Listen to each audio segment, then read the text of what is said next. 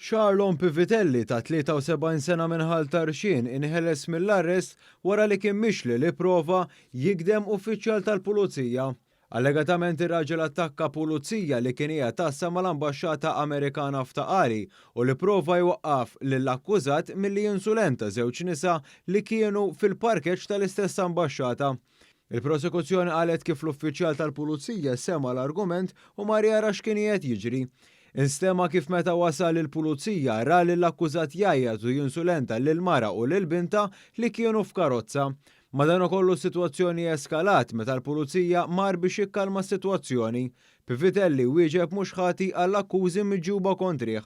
Il-qorti preżeduta mill-Maġistrat Rachel Montebello laqet it-talba għal ħelsien mill-arrest b'depożitu ta' 200 euro u garanzija personali ta' 2000 euro filwaqt li l-imputat ġie mitlub jiffirma f'fassa tal-pulizija darba fil-ġimgħa. Dylan Portelli ta' 21 sena u eħel sentejn ħabs sospiżi għal 4 snin wara li ammetta li kkawża ġrieħi gravi f'ras sewwieq ieħor. Fil-qorti nstema kif 3 xhur ilu inqala argument fi triq il-marfa il-mellieħa wara li wieħed minnhom akkuża lil ieħor li kien tefa' xi ilma lejn il-karozzi. Kien spjegat kif it-tnejn iġġieldu u Portelli ta' daqqa tal-enbuba f'ras il-vittma bil-konsegwenza li kkaġunalu ġrieħi gravi f'rasu. L-akkużat ħarab minn fuq il-post ftit wara. Aktar tard huwa nqabad mill-pulizija. Iż-żagħżugħ li qatt ma xellef difreh mal-ġustizzja ammetta għall-akkużi miġġuba kontrih u għaldaqstant il-qorti ħarġet ordni ta' trattament u garanzija ta' 4 snin biex ma jersaqx lejn il-vittma.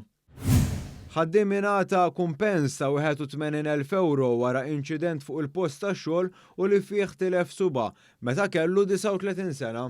F'każ kontra l-kumpanija Construct Furniture li kienet qed tħaddmu, il-qorti ddeċidiet li l-kumpanija hija 85% responsabbli għall-inċident li seħħ fis-16 ta' April tal-2015. Fil-każ quddiem l-imħallef Lawrence Mintoff dehru l-avukati Dr. Charlene Grima u Dr. Karina Nagy għal ħaddiem.